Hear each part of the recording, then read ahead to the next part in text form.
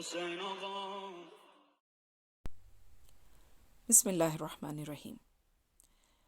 شہید آیت اللہ محمد باقر الصدر نے قیام امام حسین پر 2 خطبات بیان کیے تھے. ان سے مدد لیتے ہوئے سید الشہداء امام حسین مظلوم کے اغراض و مقاصد پہ یہ ایک سلسلہ آپ کے سامنے ہے. سید الشہداء امام حسین مظلوم سن 60 ہجری میں دیکھ رہے تھے کہ امت ایک مرض میں مبتلا ہے. یہ پہلی مرتبہ نہیں ہوا تھا کہ امت کسی مرض کا شکار ہو گئی ہو. آپ سے پہلے آپ کے بھائی، آپ کے برادر محترم امام حسن مجتبیٰ علیہ السلام کے دور امامت میں بھی امت محمدی ایک مرض کا شکار ہوئی تھی، جس کا آغاز خود آپ کے والد گرامی امیر المؤمنین علی ابن ابی طالب علیہ السلام کے دور خلافت سے شروع ہوا تھا. یہ کون سا مرض تھا؟ مرض تھا شک کا، اور شک بھی ایک مخصوص قسم کا، کہ اگر باطل اپنی کمین گاہ سے سر اٹھائے، سر بلند کرے، تو امت کے اوپر کیا واجب ہے کہ اسے کیا کرنا چاہیے اور کس کا ساتھ دینا چاہیے. اس کے فریضے میں کیا آتا ہے.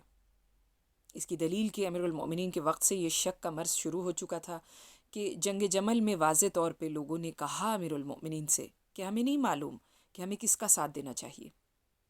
ایک طرف برادر رسول ہیں اور دوسری طرف زوج رسول ہیں، اور یہ شک کا مرض بڑھتا رہا اور بالآخر امام حسن مجتبیٰ کے دور امامت میں راسخ ہو چکا تھا امت میں، اس حد تک کہ امت نواسہ رسول کو، حجت خدا کو اکیلا تنہا چھوڑ کر سب کے سب نکل جاتے ہیں اور حجت خدا تنہا رہ جاتی ہے.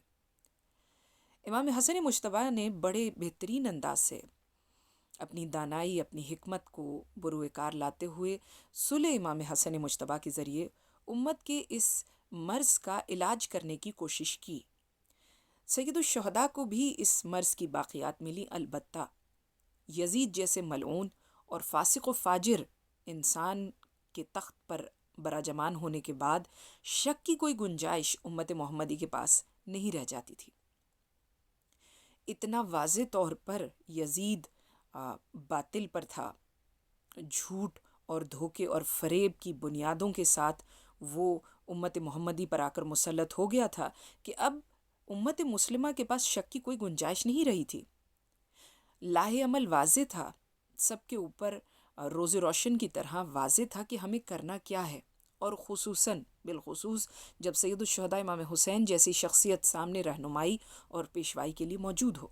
لیکن پھر بھی ہم دیکھتے ہیں کہ سن 61 ہجری 10 محرم روز عاشور عصر کے وقت حسین اکیلے اپنے سر کو کٹا کر اس دنیا سے رخصت ہو جاتے ہیں، شہادت کے منصب پر فائز ہو کر جاتے ہیں. یقیناً شہادت عظمیٰ آپ کو ملتی ہے، لیکن ہم دیکھتے ہیں کہ بڑی ہی غربت اور بڑے ہی مصائب اور مصیبت کا شکار ہو کے سید الشہداء اس دنیا سے جاتے ہیں. بالآخر کیوں یہ امت سید الشہداء کا ساتھ نہیں دے پائی؟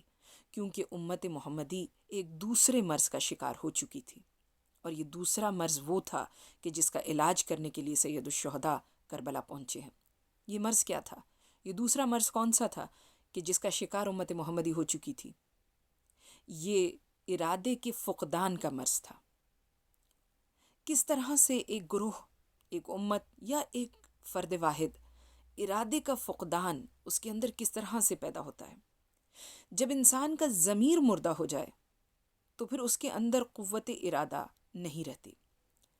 یہ ارادے کا فقدان واقعاً کیا اس امت محمدی کے اندر سن 60 ہجری یا سن 61 ہجری میں موجود تھا؟ اس کے دلائل ہم آپ کے سامنے اگلے حصے میں پیش کریں گے.